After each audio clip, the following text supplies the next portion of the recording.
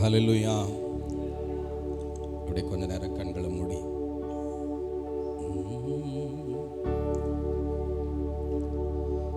வாழ்க்கை பயணத்திலே மேகத்தூணாய் வருபவரே, வாழ்க்கை பயணத்திலே மேகத்தூணாய் வருபவரே, வார்த்தையின் திருவுணவா வளமாய் காப்பவரே, வார்த்தையின் திருவுணவா வளமாய் காப்பவரே, என்னை ஆட்கொண்ட இயேசு உம்மை யாரென்று நான் அறிவேன், என்னை ஆட்கொண்ட இயேசு உம்மை யாரென்று நான் அறிவேன். உண்மையா? கண்களை மூடி உங்க வார்த்தையின் திரு உணவால என்னை வழி நடத்துகிறவரே உம்மை ஸ்தோத்தரிக்கிறேன். உங்க வார்த்தையின் திரு உணவு என் வாழ்க்கைக்கு வழியாக இருக்கிறதற்காய் ஸ்தோத்தரிக்கிறேன். என்னை ஆட்கொண்ட இயேசுவே உம்மை தேடி வந்திருக்கிறேன். அந்த சிந்தையோடு முடிஞ்சா கை உயர்த்தி சொல்றீங்களா? என்னை ஆட்கொண்ட இயேசு உம்மை யாரென்று நான் அறிவேன், என்னை ஆட்கொண்ட இயேசு உம்மை யாரென்று நான் அறிவேன், உண்மை உள்ளவரே என்றும் நன்மைகள் செய்பவரே, என்றும் நன்மைகள் செய்பவரே. சொல்றீங்களா? ஓஹோ, என்னை ஆட்கொண்ட இயேசு உம்மை யாரென்று நான் அறிவேன். ஸ்தோத்தரிக்கிற ஆண்டவரே, இந்த மாலை நேரத்துக்காக நன்றி செலுத்துகிறேன். எங்கள் பரிசுத்த ஆவியானவரே உமக்கு நன்றி செலுத்துகிறேன். எங்கள் தகப்பனே உமக்கு நன்றி செலுத்துகிறேன். எங்கள் இயேசு கிறிஸ்துவே உம்மை ஸ்தோத்தரிக்கிறையா. இந்த மாலை கூடுகையை முழுவதுமாய் நீங்கள் ஆளுகை செய்யுங்க. உங்கள் நாமம் மகிமைப்படட்டும். எல்லா மாம்சீக சொல் செயல் சிந்தை இயேசு கிறிஸ்துவின் நாமத்தில் ஒழிக்கப்படுவதாக. என் கர்த்தர் மாத்திரம் எழுந்தருளுங்க. உங்கள் நாமம் மாத்திரம் மகிமைப்படுவதாக. கையை உயர்த்தி சொல்கிறீங்களா? பரிசுத்த ஆவியானவரே, நல்ல பலமாக சொல்லுங்க. பரிசுத்த ஆவியானவரே, உம்மை விரும்பி அழைக்கிறோம். எங்கள் ஆலயத்தில் உங்கள் மகிமையினால நிரப்புவீராக. மனதார உம்மை கரந்தட்டி வரவேற்கிற ஆண்டவர், நீர் மாத்திரம் ஆளுகை செய்யுங்க. இயேசு கிறிஸ்துவின் நாமத்தில் பிதாவே, ஆமென். ஹல்லேலூயா. எஃப் மைனர் போயிரு. நம்ம தொடர்ந்து சில கேள்விகளோடு இந்த வருஷம் ஆரம்பித்தோம். அதையே தொடர்ந்து இந்த வாரமும் பேசணும்னு நினைக்கிறேன். முதல் கேள்வி, உங்களை சுற்றி இருக்கிறவர்களுக்கும் உங்களுக்கும் எது ஒரு வித்தியாசத்தை உண்டு பண்ணுகிறதுன்னு கேள்வி கேட்டோம். அதுக்கு என்ன பதில்னு தியானித்தோம்? ஜெபம். ஜெபத்தில் கொஞ்சம் விசேஷமான ஜெபம், தானியேலை ஆதாரமாய் வைத்து தியானித்தோம். 3 வேளையும் ஜெபம். நார்மலாக காலையில் எழுந்திரிச்சு கட்டிலையே நின்றுக்கிட்டு ஒரு 5 நிமிஷம் அப்படியே ஜெபம் பண்ணுற ஜெபத்தை அல்ல, திரும்பி போய் படுக்கும்போது கட்டிலையே படுத்துக்கிட்டு ஜெபம் பண்ணுற ஜெபமும் அல்ல, சாப்பாடுறதுக்கு முன்னாடி தட்டு முன்னாடி 2 செகண்ட் ஜெபம் பண்ணுற ஜெபமும் அல்ல. ஆண்டவரை விசேஷித்து கொள்ளுகிற 3 வேளை ஜெபம். பக்கத்தில் பார்த்து சொல்லுங்க, ஆண்டவரை விசேஷித்து கொண்ட 3 வேளையின் ஜெபம். ஹல்லேலூயா. முதல் கேள்விக்கு அதுதான் பதிலாக பார்த்தோம். 3 வேளையும் ஜெபிக்கிற ஜெபம். அந்த ஜெபம் என்னென்னலாம் பண்ணுகிறதுன்னு தியானிச்சோம். யாருக்காவது ஞாபகம் இருந்தால் 1-2 பாயிண்ட் சொல்லுங்க பார்க்கலாம். ஜெபம் பரலோக பார்வையில் என்னென்னலாம் செய்கிறது? தேவனுக்கு தெரியப்படுத்துகிறேன். Very good. அவர் செவி கொடுக்கிறார். Very good. நினைவூட்டுகிறது. Soft reminder, gentle reminder. ஆண்டவருடைய மேஜையில் என் ஜெபங்கள் வைக்கப்பட்டு கொண்டிருக்கிறது. விரும்புகிற பொழுதெல்லாம் அவர் கேட்டு மகிழுகிறார். It reminds him. ஜெபத்தின் பரலோக பார்வை. 2வது வாரம், எது உன்னை தீட்டுப்படுத்துகிறது? இந்த உலக வாழ்க்கையில் எது உங்களையும் என்னையும் தீட்டுப்படுத்தக்கூடியதுன்னு தியானிச்சோம். எது உங்களை தீட்டுப்படுத்தும்?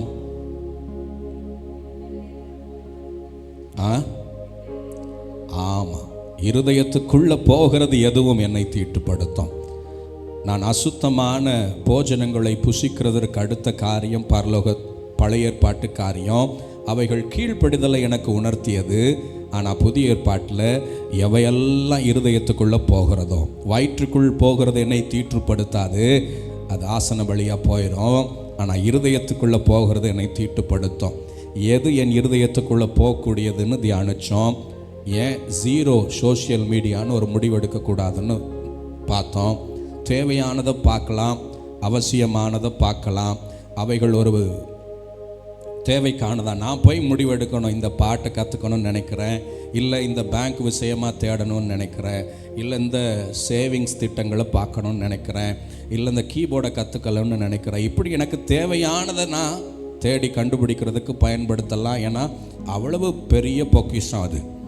ஆனால் என் நேரத்தை பூரா வீணடிக்கிற ஒரு சோஷியல் மீடியா என் வாழ்க்கையில் தேவையில்லை. 0 சோஷியல் மீடியான்னு ஏன் வைக்கக்கூடாதுன்னு ஒரு தீர்மானம் பண்ணலாமே. தானியேல் அப்படி தானே தீர்மானம் பண்ணார். இது என்னை தீட்டுப்படுத்துகிறது, இதை நான் விளக்குகிறேன். இந்த வருஷத்தில் ஏன் ஆண்டவரை நான் விசேஷித்து கொள்ளக்கூடாது? 0 சோஷியல் மீடியான்னு நான் ஏன் முடிவெடுக்கக்கூடாது? பார்க்குறவங்களுக்கு ஒரு பைத்தியக்காரத்தனமாக தோணும். ஆனால் நான் ஆண்டவரை விசேஷித்து கொண்டிருக்கிறேன். ஏன்னா இவைகள் ஒரு நாளும் நல்ல விஷயங்கள் எனக்கு விதைக்கிறது இல்லைன்னு பார்த்தோம். எனக்கு வலை பின்னுகிறவன் நான் நல்லா மகிழ்ந்திருக்கணும்னு ஒரு நாளும் வலை பின்றதில்லை. அவன் எவனை விழுங்கலாமோ என்று வகை தேடி சுற்றி தருகிறான். பக்கத்தில் பார்த்து சொல்லுங்க, சோஷியல் மீடியா. சொல்கிறீங்களா சத்தமாக? சோஷியல் மீடியா உங்களை ஒரு நாளும் வாழ வைக்கிறதுக்குன்னு கொடுக்கப்படலை, உங்களை விழுங்குகிறதற்குன்னு கொடுக்கப்படுகிறது. ஒரு கணவன் மனைவிக்கு இடையில் ஒரு சண்டை. புதுசாக கல்யாணமான கணவன் மனைவி, ஒரு 10 நாள் 15 நாள் கல்யாணமான ஜோடி. அவங்களுக்குள்ளே வருகிற சின்ன சின்ன சண்டை. அந்த ஒரு சண்டையில் 2 பேரும் வெறப்பாக இருந்துட்டாங்க. அவரும் பேசிக்கல, அந்த அம்மாவும் பேசிக்கல.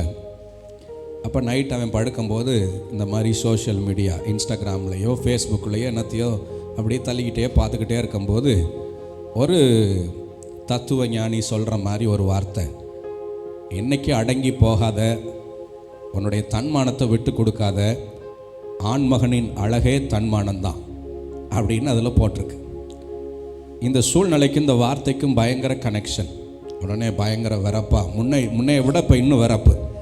முன்னையாவது கொஞ்சம் அட்ஜஸ்ட் பண்ணி அப்படி இப்படின்னு இருந்தவே இப்போ பயங்கர ஸ்டிஃபாக டஃப் கொடுக்க ஆரம்பிச்சிட்டான். வீட்டில் காலை சாப்பாட்டை கட் பண்ணால், மதியானம் ஆஃபீஸ்க்கு போகிற சாப்பாட்டை அவாய்ட் பண்ணால், வர்ற ஃபோன் கால் எஸ்எம்எஸ்ஸை அட்டன் பண்ணலை, பதில் சொல்லலை, ரொம்ப வெறப்பணிக்க ஆரம்பிச்சிட்டான். சாயந்தரம் பக்கத்து வீட்டிலேருந்து ஃபோன் வருது, அவசரமாக வாயா.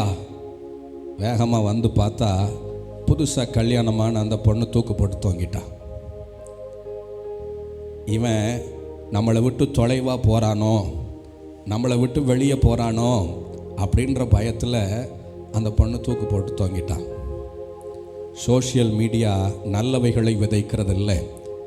என்னை விழுங்க பார்க்கிறவன் நான் நலமாய் வாழுகிறதற்காக என்னை வைக்கிறவன் அல்ல. இயல்பாய் தோன்றுகிற ஒரு விஷயத்தை எனக்குள்ள ஒரு இன்புட்டாக கொடுத்து எனக்குள்ள விதைச்சு அதன் மூலமாக எனக்குள்ள சிந்தனைகளை வளர பண்ணி அந்த சிந்தனைகள் என்னை பாவத்தில் கொண்டு போய் என்னை விழுங்குகிறதற்கு, என்னை வீழ்த்துகிறதற்கு பயன்படுத்துகிறான். உங்களுக்கே தெரியாது என்னெல்லாம் உள்ளே போய்கிட்டு இருக்குன்னு. அதை அவாய்ட் பண்ணுறது நல்லது. நான் பிழைத்திருக்க வேண்டிய இடம் அது இல்லை. ஆமேன், ஆமேன். பக்கத்தில் பார்த்து சொல்லுங்கள், நான் பிழைத்திருக்க வேண்டிய இடம் அது அல்ல.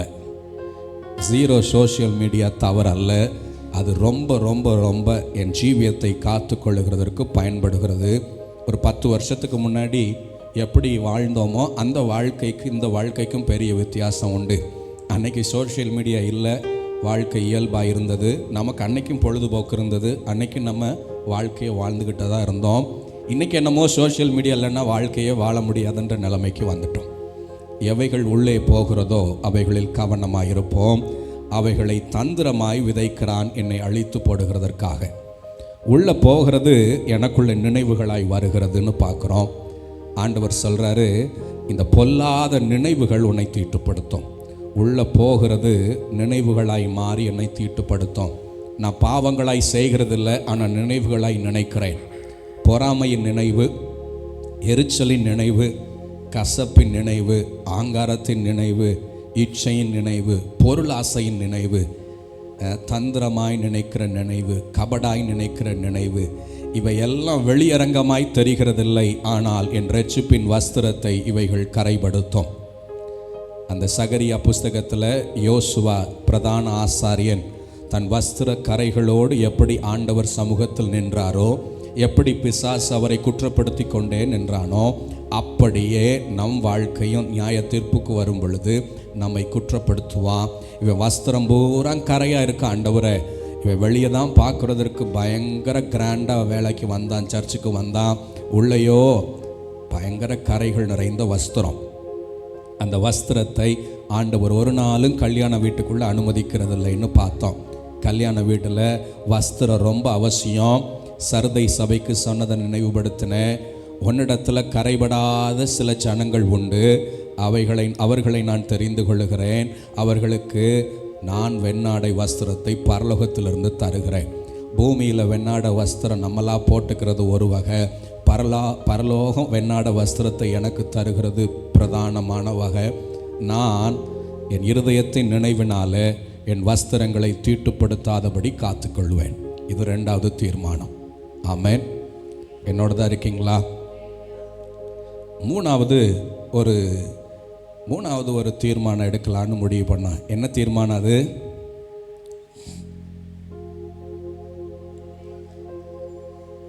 மூன்று வேளை ஜெபம் முதல் நாள். அடுத்து உபவாசம். 3க்கும் தானியேல் தான் அடையாளம். 3 வேளை ஜெபத்துக்கும் தானியேல் தான், தீட்டுப்படுத்துகிறதை விளக்குகிறதற்கும் தானியேல் தான், உபவாசத்துக்கும் தானியேல் தான். உபவாசம் என்ன பண்ணணும்னு தியானித்தோம். தெரிஞ்சவங்க 1-2 பாயிண்ட்டை சொல்லுங்கள்.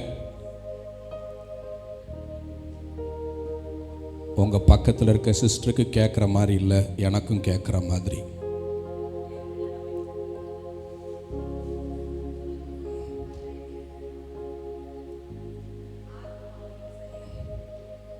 ஆமாம், முதல் குறிப்பு அதுதான். என் அனுதின தேவைக்காக என் சரீரம் உணவை வாஞ்சிக்கும். அதையே ருசியாக என் ஆத்மா வாஞ்சிக்கும். வறுத்து பொரிச்சு ஃப்ரையாக ட்ரையாக என் ஆத்மா வாஞ்சிக்கும். இதை 2ஐயும் ஒரு சேர ஒடுக்கி நான் ஜீவித்து பிழைக்கிறதற்கு தேவையானதை ஒடுக்கி என் கர்த்தரை தேடுகிறது என் உபவாசம். நான் நாள் பூரா சாப்பிடாம ஆஃபீஸ் வேலையெல்லாம் பார்த்துட்டு, நாள் பூரா சாப்பிடாம கிச்சன் வேலையெல்லாம் பார்த்துட்டு, கேட்டால் காலையிலையும் மதியம் ஃபாஸ்டிங், இந்த 40 நாள் ஃபாஸ்டிங்காக இருக்கிறேன்னு நான் என் வேலையில் பிஸியாகவே இருப்பேன்னா அதுக்கு பேர் பட்டினி. அது உபவாசம் இல்லை. என் சாப்பாட்டை ஒடுக்குகிற அன்று நான் கர்த்தரை தேட வேண்டியதின் அவசியம்தான் உபவாசம். நான் ஒடுக்குகிற காரணமே என் கர்த்தரை தேடுகிறேன் அப்படின்னு தான் வேதாகமம் சொல்லுது. ஏசாயா 58 நம்ம படித்தோம். நீங்கள் உங்கள் வேலைகளில், உங்கள் சொந்த வேலைகளில் பிஸியாக இருக்கீங்க. இது எப்படி எனக்கு உபவாசமாய் மாறும்? ஆண்டவர் எதிர்பார்க்கிறார், நீ உன் ஆத்மாவையும் சரீரத்தையும் ஒடுக்கி கர்த்தரை தேடுகிற நாள் இருக்குது பார்த்தியா, அதுதான் உபவாசமாய் பதிவு செய்யப்படுகிறது. நான் கர்த்தரை தேடுகிறேன் அந்த நாளில். 2வது, ஒரு ரீசெட் பண்ணுறேன். நான் ஊரோடு ஒத்து போக வேண்டிய நிறைய காரியம் இருக்குது. வேலைக்கு ஊருக்கு தான் போகணும், உலகத்துக்குள்ளே தான் போகணும், பக்கத்து வீட்டோட அனுசரணையாக பேசி வாழ்க்கையும் நடைமுறை வாழ்க்கை வாழணும். வெளியே ரோட்டில் காய்கறி வாங்கணும், நான் அப்படியே மற்றவங்களோட பிரித்தெடுக்கப்பட்ட வாழ்க்கைன்னு தொடர்பில்லாத வாழ்க்கை வாழ முடியாது. இந்த பூமியில் தான் வாழ்கிறேன். இந்த பூமியில் வாழுகிற பொழுது என்னை சுற்றி ஏராளமான விஷயங்கள் என்னை வந்து மோதும். தங்கம் பவுனுக்கு 1.25 லட்சம் போயிடுச்சு தெரியுமா? 2 பிள்ளை பத்திரிக்கை எப்படி காப்பாற்றுவேன்? அவ்வளோதான், ஒரே கவலை. இது பார்க்குறதுக்கு இந்த வியாதி மாதிரி இருக்கு, ரொம்ப சிக்கலான காரியம். போய் என்னன்னு பார்த்துரு, ஒரே கவலை.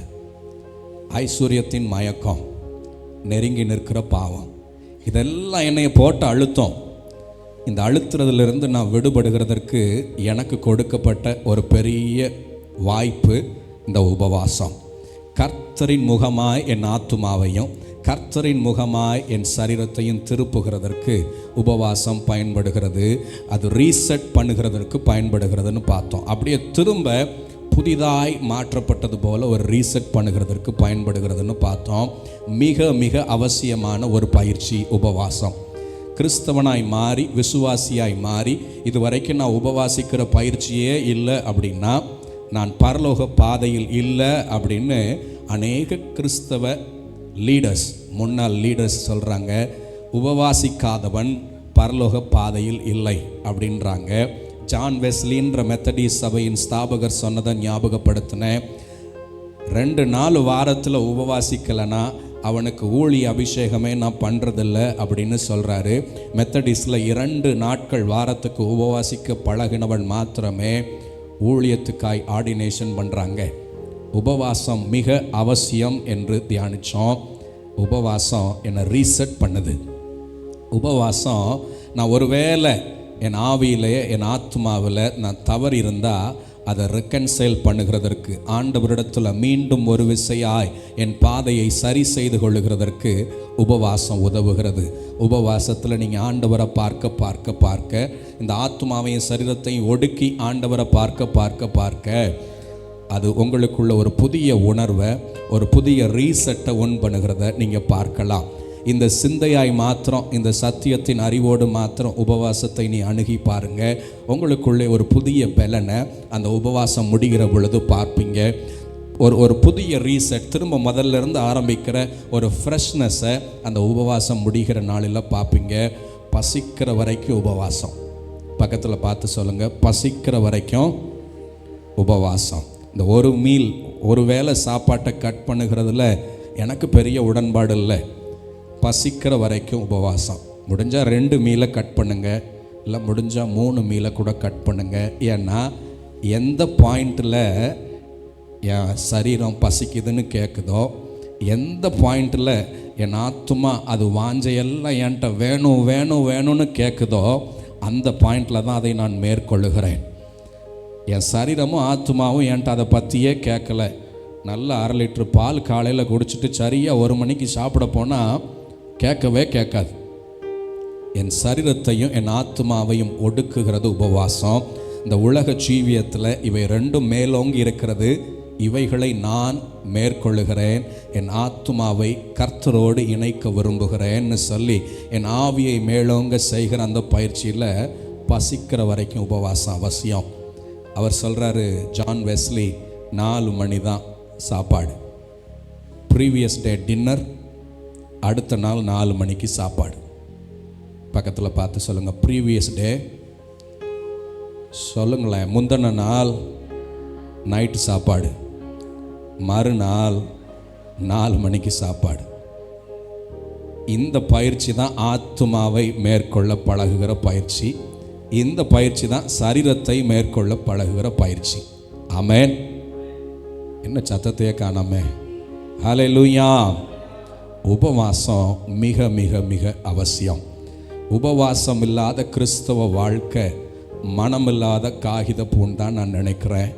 ஆண்டவர் விசேஷித்து கொள்ளுகிற ஜனங்கள் அனைவரும் உபவாசத்தினாலே ஆண்டவரோடு கெட்டி சேர்ந்த ஜனங்களாக இருக்கிறார்கள். ஒருவனோ உபவாசிக்காம ஆண்டவரை பிரியப்படுத்த முடியாதுன்னு நான் நினைக்கிறேன். என்னோட தான் இருக்கீங்களா? Hallelujah, hallelujah. Minor, F minor. கை உயர்த்தி சொல்றீங்களா? ஜெப ஆவி ஊற்றுமையா, நான் கணும் ஜெபிக்கணுமே. ஜெப ஆவி ஊற்றுமையா, ஜெபமாய் கேட்கலாம். நான் ஜெபிக்கணும் ஜெபிக்கணுமே. ஜெப ஆவி ஊற்றுமையா, நான் ஜெபிக்கணும் ஜெபிக்கணுமே.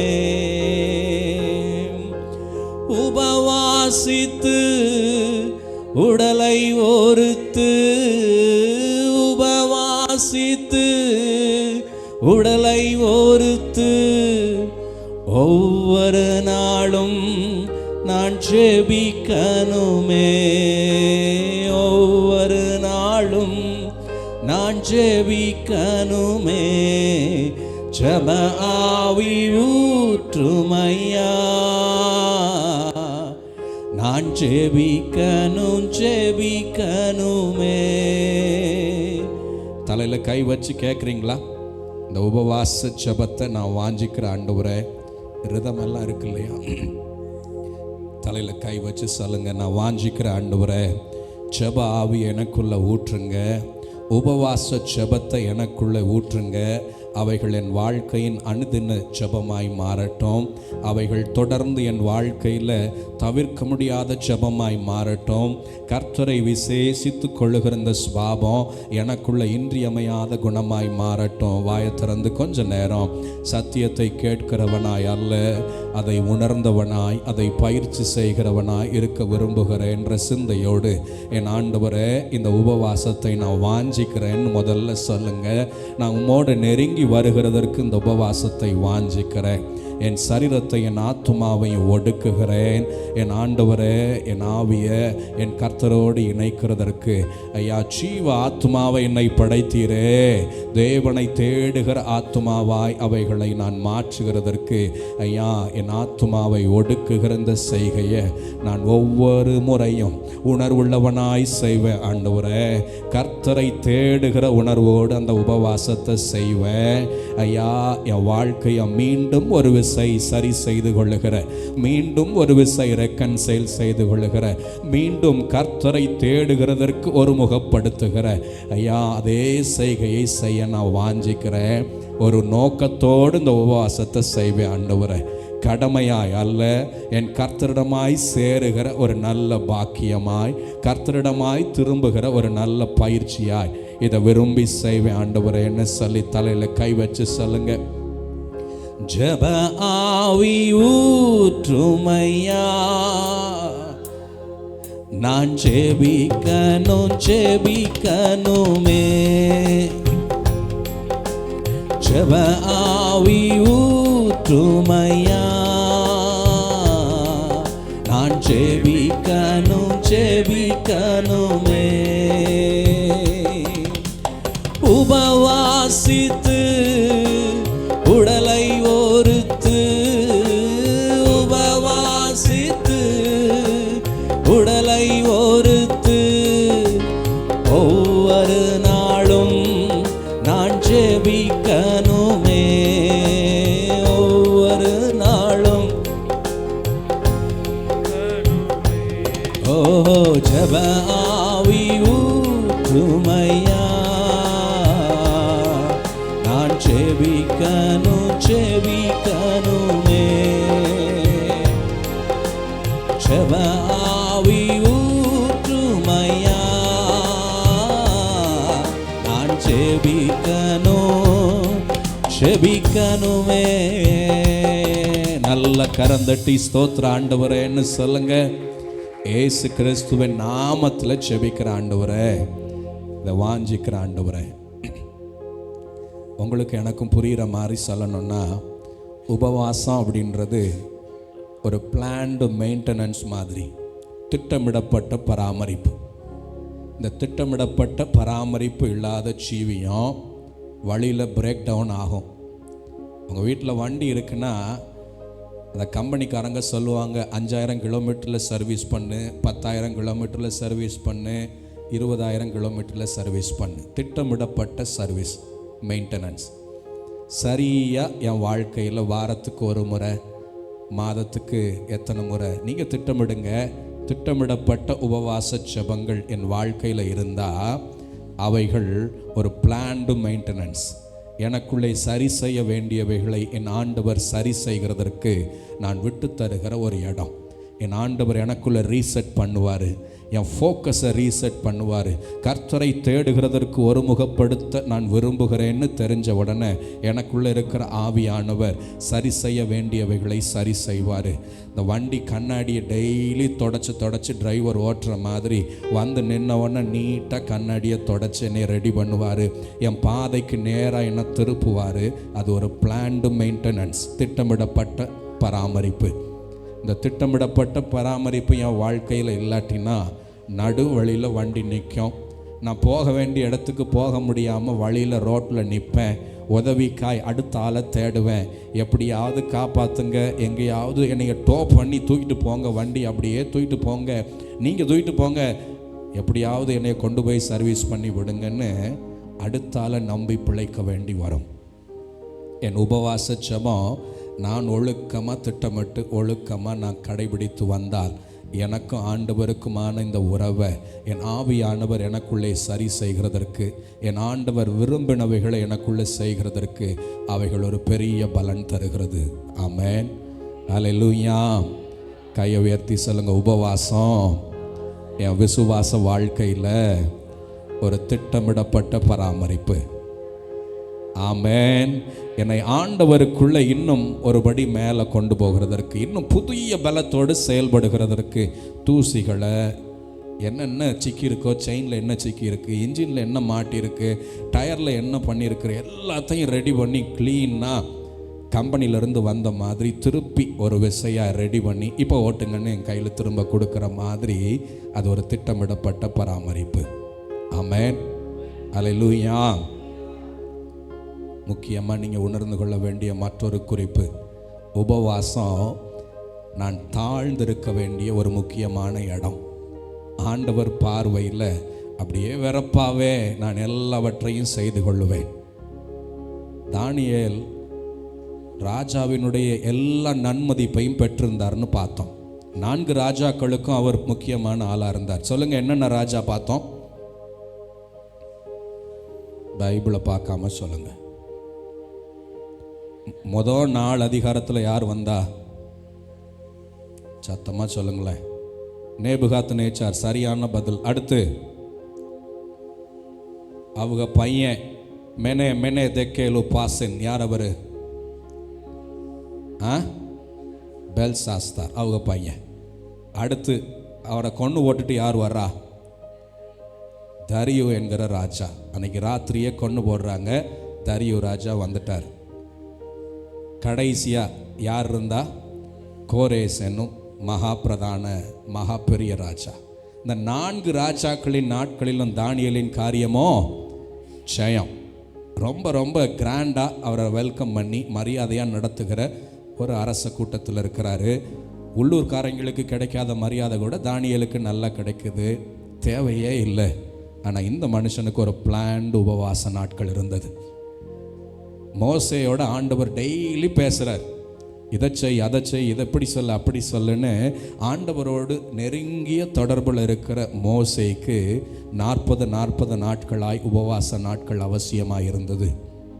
இயேசு தேவனுடைய குமாரன் என்கிற ஒரு பெரிய பாக்கியத்தோடு பூமிக்கு வந்தாலும் 40 நாட்கள் அவருக்கு உபவாசம் தேவைப்பட்டது. உபவாசம் மிக மிக மிக அவசியம். உபவாசம் விசுவாச வாழ்க்கையில் மிக அவசியம். ஆண்டவருக்கு முன்னாடி என்னை தாழ்த்துகிற ஒரு இடம்.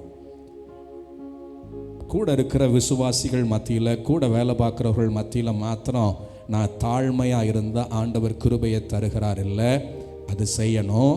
அதோட மிக முக்கியமான மற்றொன்று, ஆண்டவருக்கு முன்னாடி என்னை தாழ்த்துகிற ஒரு மிக முக்கியமான செய்கை, ஒரு செய்முறை உபவாசம். என் இருதயத்தில் ஆண்டவரின் சிங்காசனத்துக்கு முன்னாடி பணிவாக நிற்கிறேன். ஆண்டவரே என் மேலே கிருபையாயிரும்னு கேட்குறேன். ஆண்டவர் என் தாழ்மையை பார்க்கிறாரு, என் தாழ்மையை ஆண்டவர்கிட்ட நான் வெளிப்படுத்துகிறேன், நல்லது. ஆனால் வேதம் சொல்லுகிற மற்றொரு செய்கை, ஒரு பயிற்சி, உபவாசத்தோடு அவர் முன்னாடி தாழ்த்தி நிற்கிறதை ஆண்டவர் நிச்சயம் விரும்புகிறார். ஒரு வசனத்தை எடுத்து வாசிங்க பார்க்கலாம். எஸ்ரா 8 அதிகாரம் 21க்கு வாங்க. எஸ்ரா 8:21.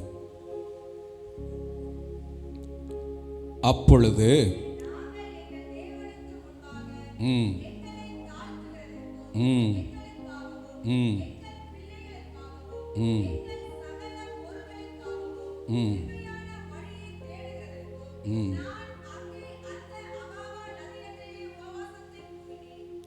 உபவாசத்தை எதுக்காக கூறினாராம் எஸ்ரா? தேவனுக்கு முன்பாக தங்களை தாழ்த்துகிறதற்கு.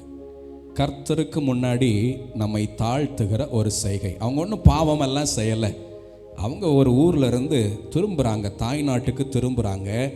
திரும்புகிற பொழுது அவங்க செய்கிற இந்த செய்கை, கர்த்தருக்கு முன்பாக நான் தாழ்த்த விரும்புகிறேன்னு சொல்கிறவங்க உள்ளத்தின் ஆழத்திலிருந்து கர்த்தாவே நீர் பெரியவர்னு துதிக்கிறது மாத்திரம் பத்தாது, ஆண்டவருக்கு முன்னாடி உபவாசத்தில் போய் நிற்கிறதும் கர்த்தரின் பார்வைக்கு தாழ்த்துகிறதாய் பார்க்கப்படுகிறது. ஆமேன் சொல்லுங்க. ஆமேன். யாராகிலும் நான் தாழ்மையாக இருக்க விரும்புகிறேன் அப்படின்னா ஓடி ஓடி ஜனத்துக்கு வேலை செய்கிறது இந்த பூமியில் உங்களை தாழ்ந்தவர்களாய் காட்டும், நல்லது. கர்த்தருக்கு முன்னாடி நீங்கள் உங்களை தாழ்த்த விரும்பினால் நிச்சயமாய் உபவாசத்தை செய்ய வேண்டியது அவசியம். கர்த்தர் விரும்புகிற தாழ்மைகளில் ஒன்று உபவாச நேரம். இந்த சரீரத்தையும் ஆத்மாவையும் ஆண்டவருக்கு முன்னாடி தாழ்த்தி, ஆண்டவரே இவைகள் சொல்லுவதை கேட்கிறவன் அல்ல, என் ஆண்டவரை தேடுகிறதையும் என் ஆண்டவரையும் முக்கியப்படுத்தி என் ஜீவியத்தை வாழுகிறேன் என்கிறதை வெளிப்படுத்துகிற இந்த உபவாச செய்கை இருக்கு பாருங்க, அது கர்த்தருக்கு முன்னாடி நம்மை தாழ்த்துகிறது. ஆமென். ஹல்லேலூயா. ஒரு திட்டமிடப்பட்ட பராமரிப்பு. சொல்லுங்க உபவாசம். சொல்லுங்க உபவாசம். திட்டமிடப்பட்ட ஒரு பராமரிப்பு.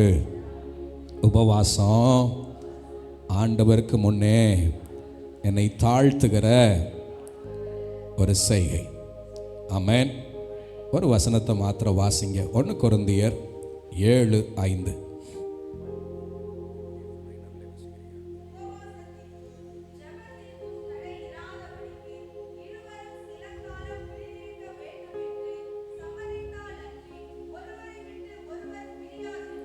போதும். அந்த முதல் 2 வார்த்தை 2 வரிகள் தான் முக்கியம். கணவன் மனைவி பிரிந்திருக்கவே கூடாது வேதத்தின்படி. அதைத்தான் கொரிந்து சபைக்கு பவுல் எழுதுகிறார். ஆனால் கணவன் மனைவி சில காலம் பிரிந்திருக்கலாம். ஏன்னா அதை விட மிக முக்கியமான மற்றொரு விஷயம் விசுவாச வாழ்க்கையில் உண்டு. அவைகள் என்ன?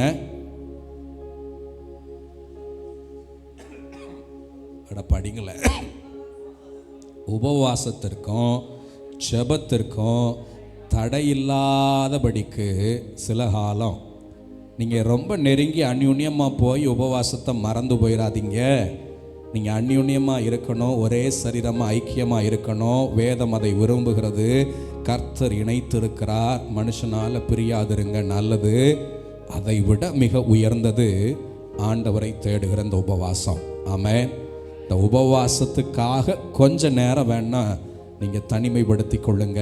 உபவாசத்துக்காக வேணா மாதத்தில் ஒரு நாள் உங்களை தனிமைப்படுத்தி கொள்ளுங்க.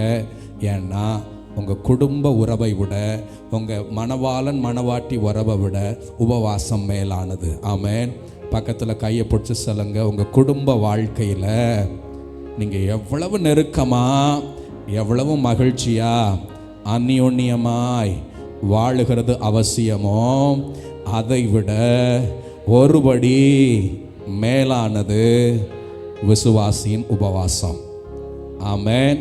இந்த சிந்தையோடு அந்த வார்த்தையை வாசிங்க பார்ப்போம். உபவாசத்திற்கும், நான் சொல்லுங்க, உபவாசத்திற்கும் ஜெபத்திற்கும் தடை வராதபடிக்கு இருவரும் சில காலம் பிரிந்திருக்க வேண்டும் அப்படின்னு 2 பேரும் பேசி முடிவு பண்ணிக்கங்கன்றார். ஆமென். ஹல்லேலூயா. ஒரு திட்டமிடப்பட்ட பராமரிப்பு. கையை உயர்த்தி சொல்லுங்க, மனசில் பதியட்டும். உபவாசம் ஒரு திட்டமிடப்பட்ட பராமரிப்பு. உபவாசம் என்னை தாழ்த்த வேண்டிய, கர்த்தருக்கு முன்னாடி என்னை தாழ்த்த வேண்டிய மிக முக்கியமான செய்முறை. ஆமென். உங்கள் குடும்பத்தில் செய்முறைக்கு மரியாதை இருக்குது இல்லையா? தாய் மாமன்னா ஒரு செய்முறை இருக்குது, நாத்தனார்னா ஒரு செய்முறை இருக்குது, மருமகள்னா ஒரு செய்முறை இருக்குது, மாமனார்னா ஒரு செய்முறை இருக்குது, தகப்பன் தாய்னா ஒரு செய்முறை இருக்குது, விசுவாசினா ஒரு செய்முறை இருக்குது. அந்த செய்முறை நான் ஆண்டவருக்கு செய்ய வேண்டிய உபவாசம். ஆமென். பூமியில் எவ்வளோ வைராக்கியமாக செய்முறை செய்கிறதற்கு கடனையாவது வாங்கி செய்கிறோமோ அதை விட ஒரு 100 மடங்கு பெருசாக ஒரு வைராக்கியம் வேணும். என் செய்முறை ஆண்டவர் முன்னாடி என் தாழ்த்துகிறது. அல்லேலூயா. ஆண்டவருக்கு முன்னாடி தாழ்த்துகிறத ஒரு நாள் நிறுத்த மாட்டேன். ஆண்டவர் அதை விரும்புகிறார், அவருக்கு முன்னாடி தாழ்த்துகிறத. கடைசியாக என் குடும்ப ஐக்கியத்தை விட மேலானது உபவாசம். ஆண்டவர் மனிதன் பிரியாதிருக்க கடவன், கர்த்தர் இணைத்ததை பிரிக்காதிருக்க கடவன்னு சொன்ன அந்த உறவை கூட உபவாசத்துக்கு கீழே வைக்கிறாரு. உபவாசம் அதிலும் மேலானது. ஆமென். ஹல்லேலூயா, ஹல்லேலூயா. கை உயர்த்தி சொல்லுங்க, ஜெப ஆவி ஊற்றுமையா, நான் ஜெபிக்கணும் ஜெபிக்கணுமே. இந்த உபவாச ஜெப ஆவி, ஜெப ஆவி ஊற்றுமையா, நான் ஜெபிக்கணும் ஜெபிக்கணுமே. உபவாசித்து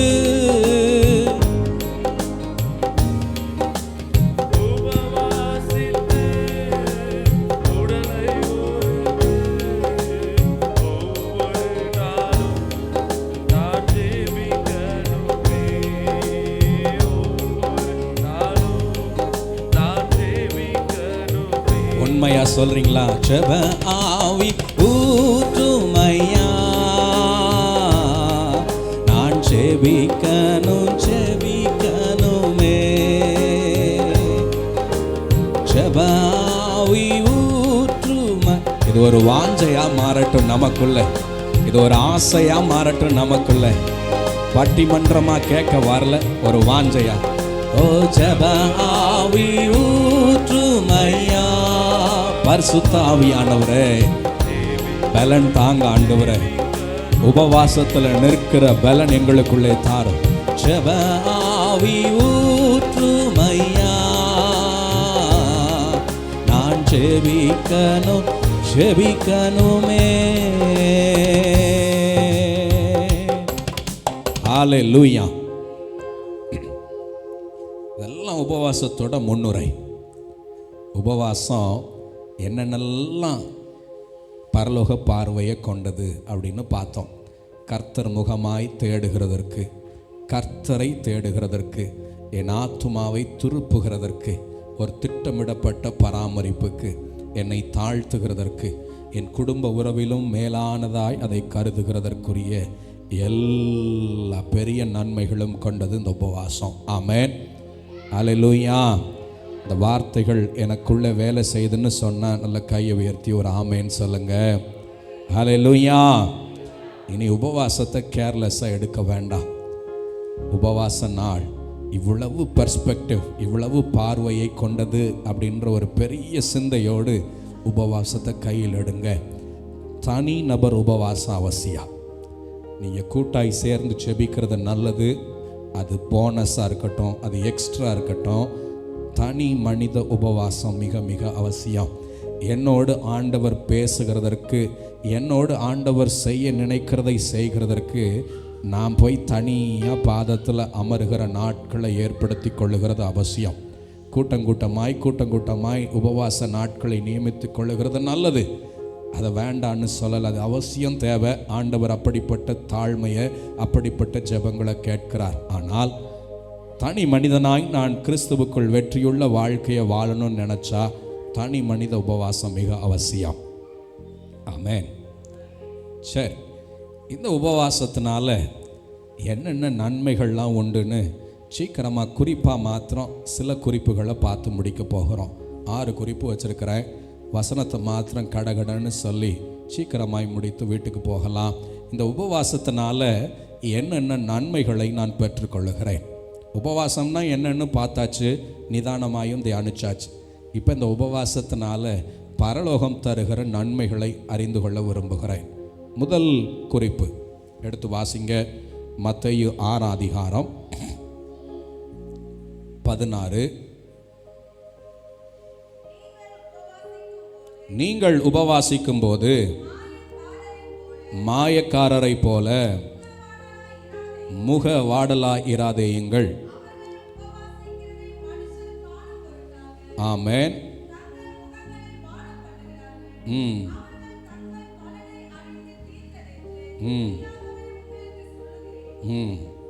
நீயோ போது அந்த உபவாசம் மனுஷர்களுக்கு காணப்படாமல்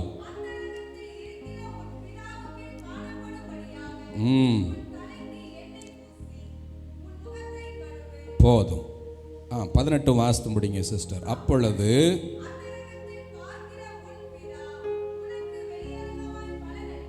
ஒரு ஆமென் சொல்லுங்க. முதல் குறிப்பு, என் உபவாசத்தை என் பரலோக தகப்பன் பார்க்கிறார். நான் உபவாசிக்கிறதை என் பரலோக தகப்பன் பார்க்கிறார். நான் உபவாசிக்க தீர்மானித்து முழங்கால் படியிடுகிறேன். ஒருவேளை உணவை கட் பண்ணுறேன், 2 வேளை உணவை கட் பண்ணுறேன்றதை எனக்குன்னு நியமிக்கப்பட்ட தேவதூதன் பார்த்த அந்த நிமிடத்தில் தானே வேகமாக பரலோகத்துக்கு போய் சொல்வார்னு நினைக்கிறேன். சாலமங்கலத்தில் இந்த நபர் உபவாசிக்க ஆரம்பித்திருக்கிறார் அப்படின்னு சொல்லுவார்னு நினைக்கிறேன். சொன்ன உடனே ஆண்டவர் எவ்வளோ பிஸியாக வேறு பக்கம் திரும்பி இருந்தாலும், பெரிய யுத்தம் நடக்குது உக்ரைனுக்கும் ரஷ்யாவுக்கும், அதை சூப்பர்வைஸ் பண்ணிக்கிட்டு இருக்கேன் அப்படின்னு பிஸியாக பார்த்துக்கிட்டு இருந்தாலும், என் உபவாச நாள் அறிவிக்கப்பட்ட உடனே அவர் பார்வை என் பக்கமாய் திரும்புகிறது. கர்த்தர் பார்க்க ஆரம்பிக்கிறார். ஆமென், அல்லேலூயா. இந்த விசுவாசத்தோட இந்த சிந்தையோட 17 எல்லாம் சேர்ந்து வாசிக்கணும். 17, நீயோ உபவாசிக்கும் போது வாசிங்க, அந்த உபவாசம் மனுஷர்களுக்கு காணப்படாமல் அந்தரங்கத்தில் இருக்கிற உன் பிதாவே காணப்படும்படியாக உன் தலை எண்ணெய் பூசி உன் முகத்தை கழுவு. அந்தரங்கத்தில் பார்க்கிற உன் பிதா, ஒரு ஆமென் சொல்லி முடிங்க. என் உபவாசம் என் பிதாவினால் பார்க்கப்படுகிற ஒரு செய்கை. நான் உபவாசித்தால் தேவ பார்வையை பெற்றுக்கொள்ளுகிறேன். ஆமென். பக்கத்தில் பார்த்து சொல்லுங்க, என் உபவாசம் தேவ பார்வையை என் பக்கமாக இழுக்கிறது. ஆமென். எவ்வளோ பெரிய பாக்கியமுள்ள செய்கை பாருங்க. ஆண்டவர் நான் உபவாசிக்க ஆரம்பித்தால் என்னை பார்க்க ஆரம்பிக்கிறார். நான் தேவனுடைய அட்டென்ஷனை என் பக்கமாய் திருப்பணும்னு நினச்சா கதவை சாத்தி உபவாசிக்க ஆரம்பித்தால் போதும். அந்தரங்கத்தில் நான் செய்கிற இந்த ஜெபம் பரலோகத்தில் படமிட்டு பார்க்கப்படுகிறது. ஆண்டவர் பலனை வெளியரங்கமாய் தருகிறார். ஆமென், அல்லேலூயா.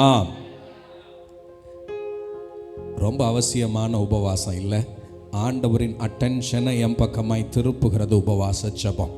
என் ஜெபங்களுக்கெல்லாம் அவர் பதில் தருகிறார். ஆம் என்றும் ஆமேன் என்றும். என்னை நோக்கி கூப்பிடு, அப்பொழுது நான் மறு உத்தரவு அருளுவேன்னு சொன்னார். அதெல்லாம் ஆண்டவர் எனக்கு செயல்படுகிறார், எனக்காய் காத்திருக்கிறார், லிசன் பண்ணுறார்னு பார்த்தோம். ஆனால் அவை எல்லாவற்றையும் விட ஒருபடி மேலானது, விசேஷம் உள்ளது என் உபவாச ஜெபம். என் உபவாச ஜெபம் ஆண்டவரின் பார்வையை என் பக்கமாய், என் வீட்டின் பக்கமாய் திருப்புகிறது. அந்த உபவாசத்தில் நான் எதற்காய் வந்து நிற்கிறேனோ அவைகள் நிச்சயமாய் வெளியரங்கமாய் செயல்படுத்தப்படும். இது ஆண்டவர் எனக்கு தந்த வாக்குறுதி. ஆமென், அல்லேலூயா.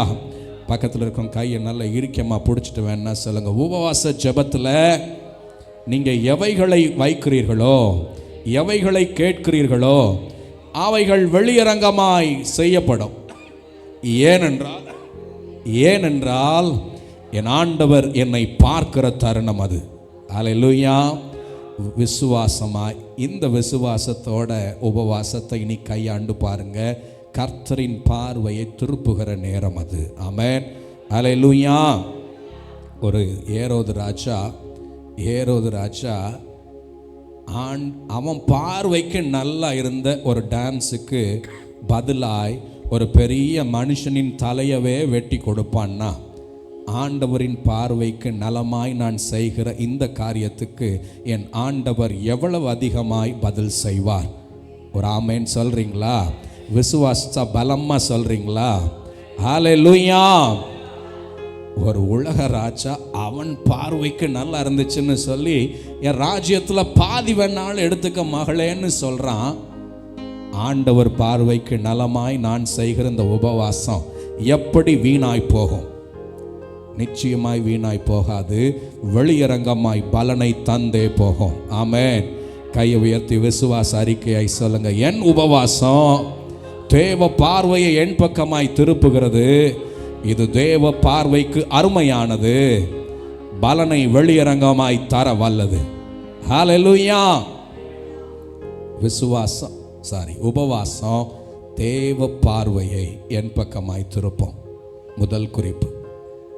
இரண்டாவது குறிப்பு அப்போஸ்தலர் 13:2 வாங்க, எல்லாம் சேர்ந்து வாசிக்கணும். அப்போஸ்தலர் 13:2. அவர்கள், மானிட்டரை பார்த்து வாசிங்க, பைபிளை பார்த்து வாசிங்க. அவர்கள் கர்த்தருக்கு ஆராதனை செய்து உபவாசித்து கொண்டிருக்கிற பொழுது பர்னபாவையும் சவுலையும் நான் அழைத்த ஊழியத்துக்காக அவர்களை பிரித்து விடுங்கள் என்று பரிசுத்த ஆவியானவர் திருவுளம் பற்றினார். ஆமென். இரண்டாவது, என் உபவாச ஜெபத்தில் தேவ சத்தத்தையும் தேவ திட்டத்தையும் எளிதில் என்னால் பெற்றுக்கொள்ள முடியும். இந்த உபவாசம் விசேஷித்த செய்கையின் அடையாளம்னு நான் உங்களுக்கு முன்னாடி சொன்னேன். எளிதாய் தேவ சித்தத்தையும் தேவ திட்டத்தையும் நான் அறிந்து கொள்ளுகிறதற்கு உபவாச நாட்கள் மிக அவசியம். இந்த பவுலும் பர்னபாவும் சபையாரும் சேர்ந்து அன்னைக்கு ஜெபம் பண்ணுறாங்க, ஆராதனை செய்கிறாங்க, உபவாசத்தில் காத்திருக்கிறாங்க. ஆவியானவரின் திட்டம் அவர்களுக்கு சொல்லப்படுகிறது. இதுதான்யா தேவ திட்டம். நீங்கள் கிழக்க போங்க தம்பி, நீங்கள் மேற்க போங்க ராஜா, ஆண்டவர் இதை தான் உங்களுக்கு ஊழிய திட்டமாய் வைத்திருக்கிறார்னு ஒரு மிகப்பெரிய ஊழியத்தின் ஆரம்பமாய் அந்த வசனம் அமைகிறது. பவுல் பெரிய அப்போஸ்தலனாய் மாறுகிற தருணம் அங்கிருந்து ஆரம்பிக்கப்படுகிறது. ஒரு பெரிய தேவ திட்டமும் தேவ சத்தமும் எனக்குள்ளே கேட்க, என் வாழ்க்கையில் நான் அறிந்து கொள்ள உபவாசம் அவசியமாயிருக்கிறது. ஆமென். ஹல்லேலூயா. ஒரு சைனா இன்லேண்ட்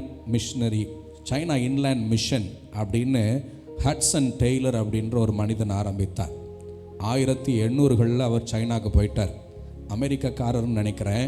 அவர் அங்கே போயிட்டார் 1800களில். அப்போ எல்லாம் மதங்கள் பரப்பப்படலை. ஆனால் இந்த மனிதன் அங்கே போய் கிறிஸ்து ஏவினதினால் அங்கே போய் ஊழியம் செய்ய ஆரம்பிக்கிறார். அவர் ஏராள பிரயாத்தனம் எடுக்கிறார் ஊழியத்துக்காக. சின்ன பிள்ளை மினிஸ்ட்ரி, பெரியவங்க மினிஸ்ட்ரி, கல்வியின் மூலம் கிறிஸ்துவ பணின்னு நிறைய முயற்சிகள் எடுக்கிறார். ரொம்ப வருஷமாக களத்தில் நின்று ஓய்வின்றி வேலை செய்கிறாரு. ஆனால் பதிலையே பார்க்க முடியல. அவரால் எந்த ரிசல்ட்டும் ஊழியத்தில் பார்க்க முடியல. தன் சுய வாழ்க்கையிலையும் விழுந்து விழுந்து எழுந்து கொண்டிருக்கிறார். அப்படித்தான் அவர் எழுதுகிறார். சுய வாழ்க்கையிலையும் விழுந்து விழுந்து எழுதுகிறார். ஒரு வெற்றியுள்ள கிறிஸ்தவ வாழ்க்கையை வாழ முடியலை ஹட்சன் டெய்லர். ஒரு நாள் முடிவெடுக்கிறார், நான் உபவாசிக்க போகிறேன். எல்லா ஊழியத்தையும் ஆஃப் பண்ணுறார். எல்லா ஊழியத்தையும் ஆஃப் பண்ணிட்டு தொடர்ந்து உபவாசித்து கொண்டே இருக்கிறார். நாட்கள் ஓடிக்கொண்டே இருக்கிறது. 2 நாள், 3 நாள், 6 நாள், 7 நாள், தெரில எத்தனை நாள் இருந்தார்னு நம்மளால் கண்டுபிடிக்க முடியல. ஒரு கடிதம் ஒன்று அவரை வந்து சேருகிறது. சக மிஷினரி, அதே சைனாவில் இப்போ தான் வந்து இறங்கியிருக்கிற ஒரு சக மிஷினரி ஜான் மெக்கர்த்தி அப்படின்ற அவர் அமெரிக்கன் மிஷினரி தான். அவரும் வேறு ஒரு ஆர்கனைசேஷன் மூலமாக ஊழியத்துக்கு வந்திருக்கிறார். அவர் அந்த கடிதத்தில் ஒரே ஒரு வார்த்தையை மாத்திரம் எழுதியிருந்தாராம். ஆண்டவர் ஏவினதுனால இதை எழுதுகிறேன், கம்யூனியன் வித் கிரைஸ்ட் அப்படின்ற ஒரே ஒரு வார்த்தை மாத்திரம். சொல்லுங்க, கம்யூனியன் வித் கிரைஸ்ட் அப்படின்னா கிறிஸ்துவுடனான வாழ்க்கை, கிறிஸ்துவின் உறவு உடனான வாழ்க்கை, அவ்வளோதான். Communion with Christ.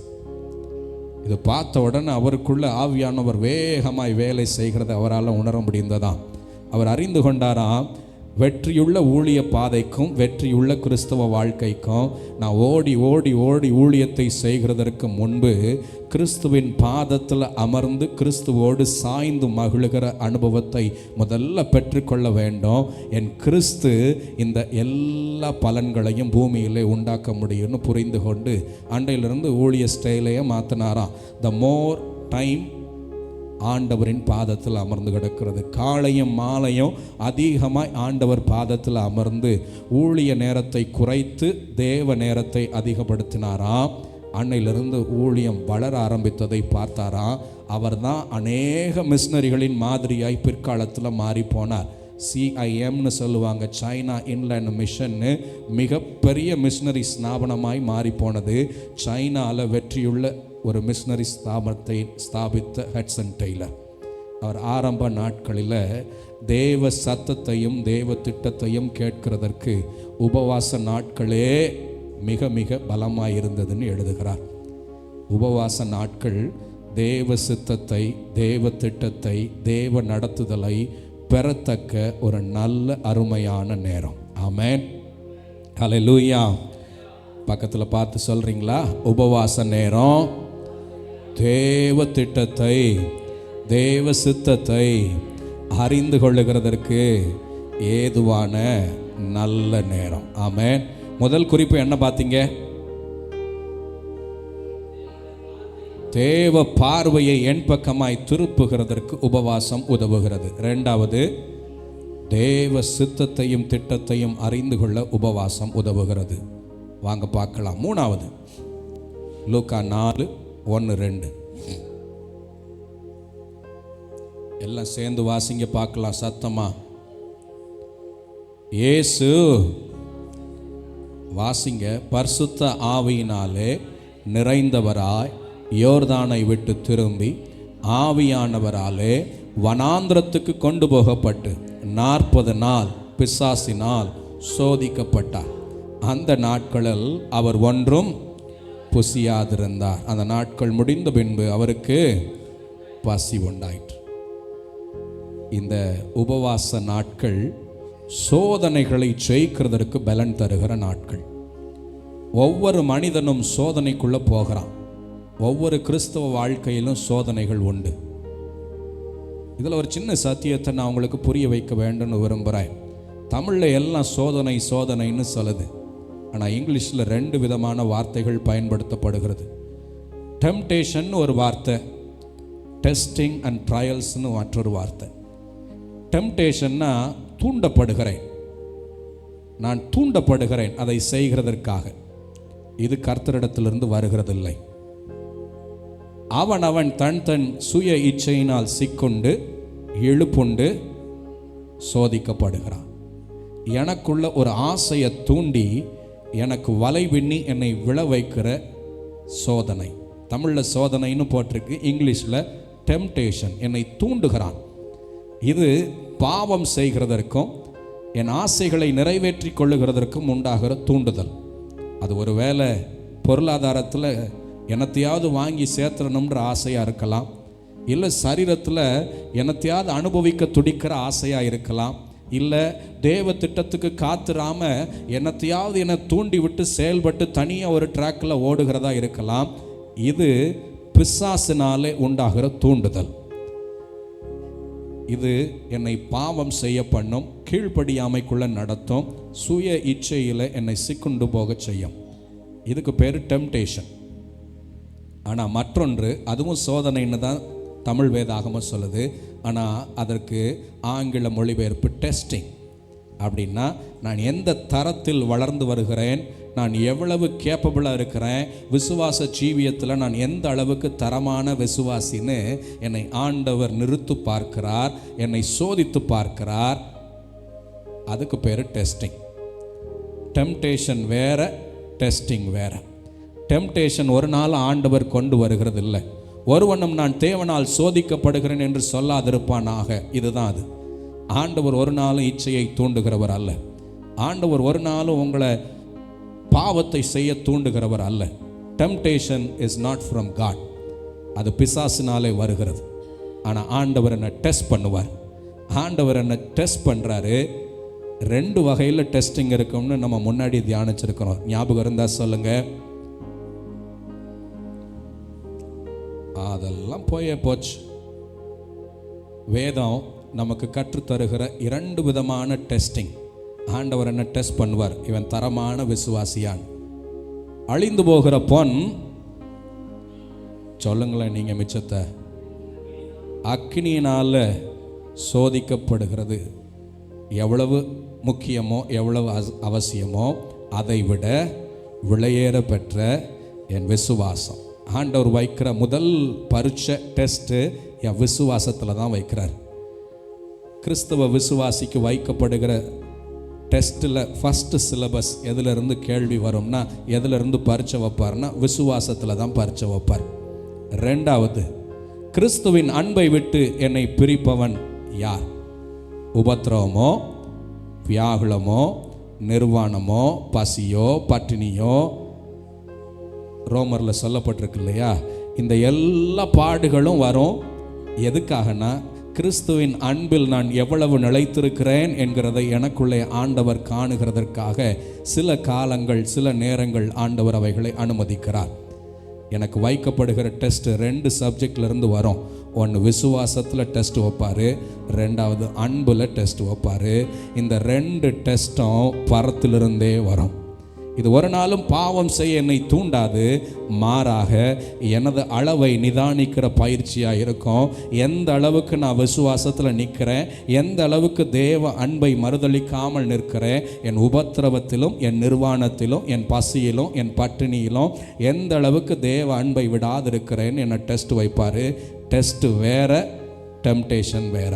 சொல்லுங்க சத்தமா, டெஸ்ட் வேற, டெம்டேஷன் வேற. டெம்டேஷன்னா என்னை தூண்டச் செய்வான், என்னை விழச் செய்கிறதற்காக. ஆனால் டெஸ்ட்டு என்னை கடந்து போக பண்ணோம். அதை கடந்து போனால் அவர் ஜீவ கிரீடம் எனக்காய் வைக்கப்பட்டிருக்கும். ஆமென், அல்லேலூயா. இங்கே ஆண்டவர் சோதிக்கப்படுகிறார். என்னென்ன மாதிரி சோதிக்கப்பட்டார் தெரியல, பிசாசினால் சோதிக்கப்படுகிறார். அப்படின்னா எல்லா விதமான ஆசையும் தூண்டியிருப்பான் தான் நான் நினைக்கிறேன். தனிமையில் அவரை கொண்டு போய் எல்லா விதமான ஆசைகளையும் தூண்டியிருப்பான். எல்லா ஆசைகளையும், எல்லா சோதனைகளையும் அவர் ஜெயித்தார். ஒரு ஆமேன் சொல்லுங்க. ஆமேன். தனிமையில் 40 நாள் பிசாசினாலே சோதிக்கப்படுகிறார்னா, பிசாசு எதை கொண்டு சோதிப்பான்? ஆசைகளை தூண்டி சோதிப்பான். சொல்லுங்க சத்தமா, பிசாசின் சோதனைகள், டெம்டேஷன், அவைகள் ஆசையை தூண்டும், என்னை அனுபவிக்க செய்யும், என்னை விழச் செய்யும், என்னை சிக்கொண்டு போக செய்யும். பிசாசினாலே சோதிக்கப்பட்டார்னா எல்லா விதமான ஆசைகளையும் தூண்டியிருப்பான். அவைகள் எல்லாவற்றிலும் அவர் ஜெயமுள்ளவராய் வெளியே வந்தார். இந்த ஜெயத்திற்கு காரணமாய் அவர் எழுதி வைக்கிறார் ஆவியானவர் மூலமாக. நான் சாப்பிடாம ஆண்டவருக்கு நேராக என்னை திருப்பி இருந்தேன். நான் என் ஆத்மாவையும் சரீரத்தையும் ஒடுக்கி ஆண்டவருக்கு நேராக என்னை திருப்பி இருந்தேன். நான் மனுஷனாய் வந்த தேவகுமாரன் தான். ஆனால் இந்த பூமியில் இந்த சோதனைகளை ஜெயிக்கிறதற்கு எனக்கு மிக அவசியமாக இருக்கிறது. நான் உபவாசத்தை அந்த 40 நாள் எனக்குள்ளே தீர்மானித்து கொண்டேன். பிசாசின் சோதனைகளில் நான் சிக்குண்டு போகாமல் ஜெயமாய் முடித்தேன் அந்த 40 நாட்களை. ஆமென், அல்லேலூயா. உபவாசம் பிசாசு எனக்கு விரிக்கிற எல்லா வலைகளிலிருந்தும் என்னை காத்துக்கொள்ளும். பிசாசின் எல்லா தந்திரங்களிலிருந்து என்னை தப்பித்து கொள்ள செய்யும். பிசாசை ஜெயிக்கிற பலனை எனக்குள்ளே தரும். இந்த உலகத்தின் இச்சைகளிலிருந்து, இந்த உலகத்தின் ஆசைகளிலிருந்து என்னை பிரித்தெடுக்க இந்த உபவாசம் பயன்படுகிறது. ஒரு ஆமென் சொல்லுங்க. அல்லேலூயா. 3 காரியம் பார்த்தேன்னு சொன்னோம். முதல் காரியம் என்ன? தேவ பார்வையை திருப்போம். 2வது, தேவ சித்தத்தையும் திட்டத்தையும் அறிந்து கொள்ள செய்யும். 3வது, சோதனைகளை ஜெயிக்கிறதற்கு பலன் அங்கே தான் உண்டு. சில பிசாசுகள் ஜெபத்தினாலும் உபவாசத்தினாலுமே அன்றி வேறொன்றுக்கும் கீழ்ப்படியாது. என்னை சுற்றி நின்று என்னை வளை பின்னி விழப்பண்ணுகிறது அவன் தந்திரமாக இருந்தால், என் திட்டமிடப்பட்ட உபவாச நாட்கள் வாரத்துக்கு 1 முறை 2 முறைன்னு திட்டமிட்டு நான் செய்கிற இந்த செய்கை அந்த எல்லா சிக்கலிலிருந்து என்னை தப்பித்து கொள்ள செய்யும். இது சோதனைன்னு எனக்கு உணர்த்தும். ஆவியானவர் எனக்குள்ள ரீசெட் பண்ணுவார். என் பாதையில் சரியாய் ஓடுகிறதற்கு அது எனக்கு பலனாய் இருக்கும். ஆமென், அல்லேலூயா. 4வது, உபவாசம் தேவ பாதுகாப்பை எனக்குள்ளே தருகிறது. இந்த எஸ்ராவில் நீங்கள் படித்த அந்த வார்த்தை தான். அவர்கள் திரும்ப இஸ்ரவேல் தேசத்துக்கு வர்றாங்க. வழியில் அவர்கள் பாதுகாக்கப்பட வேண்டும் என்று, தங்கள் குடும்பங்கள் பாதுகாக்கப்பட வேண்டும் என்று கர்த்தரை நோக்கி உபவாசிக்கிறார்கள். அவங்க நினச்ச மாதிரியே பத்திரமாய் வந்து சேர்ந்தார்கள். வாசிங்க 8 எஸ்ரா 8:31. நான் வாசிக்கிறேன், என்னோட கூட சேர்ந்து வாசிங்க, நேரம் முடிய போது. நாங்கள் சொல்லுங்க, நாங்கள் எருசலேமுக்கு போக 1ஆம் மாதம் 12ஆம் தேதியிலே அகாவா நதியை விட்டு பிரயாணம் புறப்பட்டோம். எங்கள் தேவனுடைய கரம் எங்களது வழியிலே சத்ருவின் கைக்கும் பதிவிருந்தவர்களின் கைக்கும் எங்களை தப்புவித்தது. ஒரு ஆமென் சொல்லுங்க. இதில் தான் தொடக்கத்தில் நீங்கள் படிச்சிங்க 21ஆம் வசனத்தில், நாங்கள் உபவாசத்தை அறிவித்தோம் ஆண்டவருடைய பாதுகாப்பை பெறுகிறதற்காக. நாங்கள் நிறைய நகைகளை கொண்டு போகிறோம், தங்கம் வெள்ளியை கொண்டு போகிறோம். ஏன்னா நாங்கள் ஆலயத்தின் காரியமாக போகிறோம். வழியில் நிறைய பேர் பதிவு இருக்கிறாங்க, வழியில் நிறைய கொள்ளைக்காரர்கள் இருக்கிறாங்க. ராஜாட்ட போய் உங்கள் வீரர்களை எங்களுக்கு கொடுங்கன்னு கேட்குறதுக்கு எங்களுக்கு வெக்கமாக இருக்குது. ஏன்னா நாங்கள் இவ்வளோ நாள் ரொம்ப வீராப்பாக பேசியிருக்கிறோம். எங்கள் தேவன் சேனைகளின் கர்த்தர், எங்கள் தேவன் காக்க வல்லவர்னு பேசியிருக்கிறோம். இப்போ போய் பாதுகாப்புக்குன்னு கொடுங்கன்னு கேட்டால் ராஜா சிரிச்சிருவார். என்னடா நீங்கள்லாம் பேப்பர் கத்தியாக இருக்கீங்களேன்னு கேட்டுருவார். வாசிங்களேன் 22 வாங்க, எல்லாம் சேர்ந்து வாசிங்க 22. வழியிலே சத்ருவை விலக்கி எங்களுக்கு துணை செய்யும்படி நான் ராஜாவினிடத்தில் சேவகரையும் குதிரை வீரரையும் கேட்க வெட்கப்பட்டிருந்தேன்.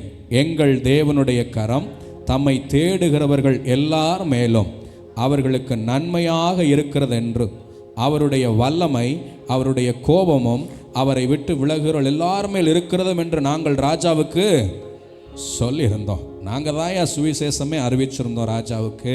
அவர் மகா பெரியவர்னு அறிவிச்சிருந்தோம். இப்போ ரியல் லைஃப்பில் வரும் பொழுது, ஐயா ஒரு 50 வீரர்களை தாங்கன்னு கேட்டால் அசிங்கம். உபவாசம் என் ரியல் லைஃப்பில் ஆண்டவரை அனுபவிக்க செய்யும். என் ரியல் ப்ராக்டிக்கல் லைஃப்பில் ஒவ்வொரு நாள் வாழ்க்கையில் ஆண்டவரின் மகிமையை காணுகிறதற்கு உதவும். ஒரு தேவ பாதுகாப்பு, ஒரு தேவ பலனை காண உதவி செய்யும். ஒரு ஆமென் சொல்லுங்க. என் வாழ்க்கையில் ஆண்டவர் மகிமையாய் செயல்பட வேண்டும், ரொம்ப அவசியமாய் நான் எதிர்பார்க்கிறேன்னா உபவாச நாளை நியமித்து கொள்ளுவேன். உபவாச நாட்கள் ஆண்டவரின் மகிமையை என் ரியல் லைஃப்பில் பார்க்கிறதற்கு உதவி செய்யும். வெறும் எழுத்தின்படியாய் அல்ல, என் வாழ்க்கையில் அனுபவிக்கிற ஆண்டவரின் மகிமையாய். ஆமென். தேவ பாதுகாப்பு, தேவ போஷிப்பு, தேவ நடத்துதல் உபவாசத்தில் எனக்கு உண்டு. ஆமென் சொல்லுங்க பார்க்கலாம். மனப்படமா? முதல் குறிப்பு தேவ, 2வது குறிப்பு தேவ திட்டம், தேவ சித்தம். 3வது குறிப்பு சோதனையை செய்கிற பலன் உபவாசத்தில். 4வது குறிப்பு தேவ பாதுகாப்பு உபவாசத்தில் உண்டு. 5 தேவனிடத்திலிருந்து இரக்கத்தை பெறுகிற உபவாச ஜெபம். நினிவே பட்டணத்தை நினச்சிக்கங்க, ஆகாபு ராஜாவை நினச்சிக்கங்க. இவர்களெல்லாம் ஆண்டவருக்கு முன்னாடி உபவாச நாட்களை அறிவித்து கொண்டார்கள். கர்த்தர் தான் செய்ய நினைத்ததை குறித்து மனஸ்தாபப்பட்டார். அவர்கள் பேரில் இரக்கம் பட்டார். அவர்கள் பேரில் தயவு உண்டாயிற்று. உபவாசம் தேவ தயவை என் பக்கமாய் கொண்டு வருகிறது. ஒருவேளை நான் மீறி செயல்பட்டு இருந்தா, ஒருவேளை நான் ஆண்டவருக்கு விரோதமாய் கடந்து போயிருந்தா, தொலைவாய் சென்றிருந்தா, மீண்டும் ஆண்டவரின் தயவை பெற்றுக்கொள்ளுகிறதற்கு ஒரு நல்ல வழி கர்த்தரை நோக்கி உபவாசத்தை அறிவிக்கிறது. கர்த்தரை நோக்கி அமர்ந்து கொள்ளுகிறது எனக்கு தேவ தயவை பெற்றுத்தரும். ஒரு ஆமென் சொல்லுங்க. அல்லேலூயா. கடைசியா ரொம்ப முக்கியமான வார்த்தை, நான் நேரம் இல்லை. தானியேல் உபவாசத்தில் இருக்கிற பொழுது ஆண்டவர் திட்டங்களை வெளிப்படுத்துகிறார், பாரப்படுத்துகிறார். தானியேலை பாரப்படுத்துகிறார். 9ஆம் அதிகாரத்தை வீட்டுக்கு போய் படிங்க. அவர் உபவாச நாட்களை அறிவிக்கிறார். ஆண்டவர் சில தரிசனங்களை காட்டுகிறார். இப்படியாய் தன் ஜனங்கள் நடத்தப்பட போகிறார்கள் என்ற பாரம் அவருக்குள்ள வருகிறது. உபவாச நாட்களில் ஆண்டவர் நம்மை பாரப்படுத்துவார். அவர் பாரம் என் பாரமாய் மாறும். அவர் எதை நினைத்து கலங்குகிறாரோ, பரிதவிக்கிறாரோ, அந்த பாரத்தை எனக்குள்ளே வைக்கிறார் உபவாச நாட்களில். எஸ்தர் தன் ஜனங்களுக்காய் பாரப்பட்டார், உபவாசித்தார். தானியேல் தன் ஜனங்களுக்காய் உபவாசித்தார். அவைகளெல்லாம் ஆண்டவரின் பாரத்தை பகிர்ந்து கொள்ளுகிற செய்கை. உபவாச நாட்களில் ஆண்டவரை நிச்சயம் பாரப்படுத்துவார். இது மாத்திரம் உங்கள் பயிற்சியாய் மாறுச்சுன்னா முதல் உபவாச நாட்களில் நீங்கள் அனுபவிப்பீங்களான்னு தெரியல. ஆனால் இது அப்படியே மெல்ல வளர்ந்து போக போக போக ஆண்டவர் பாரப்படுத்துகிறதை உங்களால் அனுபவிக்க முடியும். எதை குறித்து பாரப்படுத்துகிறார், எந்த காரியத்துக்காய் உங்களை ஜெபிக்க வைக்கிறார், எந்த காரியத்துக்காய் கர்த்தரை நோக்கி பார்க்க வைக்கிறார்னு உங்களை பாரப்படுத்துகிறதை நீங்கள் உணர முடியும். கர்த்தர் பாரத்தை சுமக்கிறவனாய் மாற முடியும். ஆமென், அல்லேலூயா. உபவாசம் கர்த்தர் பாரத்தை எனக்குள்ளே வைக்கிறதற்கு என்னை ஆயத்தப்படுத்தும். ரொம்ப அவசியமான வேலை. அவர் பிரதான ஆசாரியன். என்னை ஆசாரியனாகவும் லேவியராகவும் ராஜாவாகவும் அபிஷேகித்திருக்கிறார். காரணம், அந்த பிரதான ஆசாரியனுக்கு நான் உதவி செய்கிறதற்காக. அந்த பிரதான ஆசாரியனின் பாரத்தை சுமக்கிறது தான் நான் செய்கிற உதவி. உபவாசத்தில் அவர் என்னை பாரப்படுத்துகிறார். தேசத்துக்காக பாரப்படுத்துகிறார், தன் சொந்த உறவுகளுக்காக பாரப்படுத்துகிறார், வாலிபர்களுக்காக பாரப்படுத்துகிறார். அவர் தீர்மானிக்கிறார் நான் எதை குறித்து பாரப்பட்டு ஆண்டவரை நோக்கி பார்க்க வேண்டும்னு. தானியேல் எஸ்தரும் மாதிரியாய் போனார்கள். நம்ம வாழ்க்கையில் தொடர் உபவாசம் இருந்துச்சுன்னா ஆண்டவர் நம்மை பாரப்படுத்துகிறதை உணர முடியும். எழுந்து நில்லுங்க. மொத்தமாக 6 குறிப்பை பார்த்தோம்.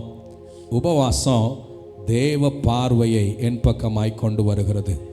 உபவாசம் தேவ சத்தத்தையும் தேவ திட்டத்தையும் எனக்கு அறிவிக்கிறது.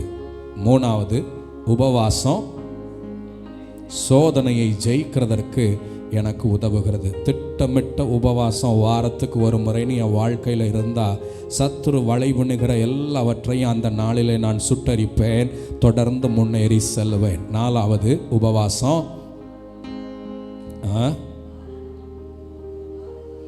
ஒரு பெரிய பாதுகாப்பு. உபவாசம் தேவ பாதுகாப்பை, தேவ நடத்துதலை, தேவனுடைய போஷிப்பை நான் அனுபவிக்க செய்யும். 5வது, உபவாசம் இரக்கத்தையும் தயவையும் பெற்றுத்தரும். நான் மீறி செயல்பட்டிருந்தால் அந்த வாரத்தில் நான் நியமிக்கின்ற அந்த உபவாச நாட்களில் தேவ தயவை மீண்டும் பெற்றுக்கொள்ளுவேன். என் உறவை சீர்படுத்தி கொள்ளுவேன். ஆண்டவரின் பாதையில் திரும்பவும் ஓட ஆரம்பிப்பேன். கடைசியாக, உபவாசம் அவர் பாரத்தை எனக்குள்ளே வைக்கிற நல்ல நாளாய் அமையும். தொடர் பயிற்சி செய்கிறவனாக இருந்தால் அவர் என்ன நினைக்கிறார்னு எனக்கு நல்லா தெரியும். ஏன்னா அவர் பாரத்தை எனக்குள்ளே வைத்திருப்பார். அவரும் நானும் ஒன்றாய் மாறியிருப்போம். அவர் நினைவுகள் என் நினைவுகளாய் மாறியிருக்கோம். கர்த்தரின் சிந்தையாய் மாறி போவேன். ஆமென் சொல்லுங்க. ஹல்லேலூயா. எல்லாம் கொஞ்ச நேரம் வாயை திறந்து இந்த உபவாசத்தை அறிந்து கொண்டேன், உபவாசத்தை குறித்த அறிவை பெற்றுக்கொண்டேன். ஒரு நோக்கத்தோடு இந்த உபவாசத்தின் அறிவை அறிந்து கொள்ள உதவி செய்தீரே, நன்றின்னு சொல்லுங்க. என் ஆண்டவரே நன்றி அப்பா, என் ஆண்டவரே நன்றி ஆண்டவரே. இந்த உபவாசத்தை குறித்த சிந்தையில் நான் ஆழமாய் பயணிக்க ஆசைப்படுகிறேன். இது என் வாழ்க்கையின் ஸ்பாபமாய் மாறட்டும், இது என் வாழ்க்கையின் பயிற்சியாய் மாறட்டும். ஐயா, நான் அறிந்து கொண்ட இந்த எல்லா நன்மைகளையும் நான் அனுபவிக்க விரும்புகிறேன்.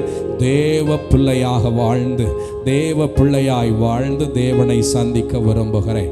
அவர் விரும்புகிற இந்த உபவாசத்தை நான் தொடர்ந்து செய்ய விரும்புகிறேன். சொல்லுங்க ஐயா, வாயை திறந்து. ஆண்டவர் பலன் தரட்டும். இந்த வார்த்தை ஒரு நோக்கம் இல்லாமல் வந்து சேருகிறது இல்லைன்னு நான் நம்புகிறேன். ஒரு நோக்கத்தோடே வருகிறது. எனக்குள்ளே ஒரு மாறுதலை இது உண்டு பண்ணணும் ஐயா. இது கேட்கிறதை அங்கேயே விட்டுட்டு போகிறதாய் அல்ல, கேட்கிற வண்ணமாக நான் செயல்படுகிறதற்கு என்னை ஏவட்டும். ஆமென் ஆமென். வாயை திறங்க கொஞ்ச நேரம் ஆவியில் நிரம்பி ஆவியின் பலத்தோடு. ஆமென். இது தியரி செஷனாக போயிடக்கூடாது, என் வாழ்க்கைக்கு பயனுள்ள போதனையாய் மாறணும். வாயை திறந்து 2 நிமிஷம் ஆமென் கொஞ்ச நேரம் வாயை திறந்து ஸ்தோத்திரம். ஆண்டவரே, என்னை பலப்படுத்துகிறவரே ஸ்தோத்திரம். பரிசுத்த ஆவியானவரே மை ஸ்தோத்தரிக்கிறேன். ஆவியில் என்னை பலப்படுத்துகிறவரே மை ஸ்தோத்தரிக்கிறேன். இந்த உபவாசத்தை குறித்த சத்தியத்தில் என்னை வளர பண்ணுகிறவரே மை ஸ்தோத்தரிக்கிறேன். என் வாஞ்சையை வெளிப்படுத்துகிறேன் ஆண்டவரே, என் வாஞ்சையும் விருப்பத்தையும் வெளிப்படுத்துகிறேன். நான் உபவாசிக்க விரும்புகிற விசுவாசியாய், கர்த்தர் விரும்புகிற பிள்ளையாய் ஐயா நான் விரும்புகிறேன் ஆண்டவரே. இந்த உபவாசம் எனக்குள்ளே வளருவதாக, இந்த உபவாசம் எனக்குள்ளே மாறாத செய்கையாய் பயிற்சியாய் மாறுவதாக. ஒவ்வொரு வாரமும் உபவாச நாட்கள் என் வாழ்க்கையில் உண்டாவதாக. என் கர்த்தரை நோக்கி பார்க்கிற நாட்களாய், கர்த்தருக்கு நேராய் என்னை திருப்புகிறதாய், ஒரு திட்டமிடப்பட்ட பராமரிப்பாய், தேவனுக்கு முன்னாடி என்னை தாழ்த்துகிறதாய் ஐயா, என் உறவுகளுக்கும் மேலானதாய், இந்த பூமியின் உறவுகளுக்கும் மேலானதாய் இந்த உபவாசம் மாறட்ட ஆண்டவரே. இந்த உபவாசம் மாறட்ட ஐயா, இந்த உபவாசம் மாறட்ட ஐயா. இந்த உபவாச நாட்கள் என் வாழ்க்கையின் இன்றியமையாதவைகளாய் மாறட்ட ஐயா. மாறட்டும் ஆண்டவரே, மாறட்டும் ஆண்டவரே. உம்மை விரும்புகிறோம், உம்மோட உறவாட விரும்புகிறோம், உங்கள் உறவில் வளருகிறதற்கு விரும்புகிறோம்.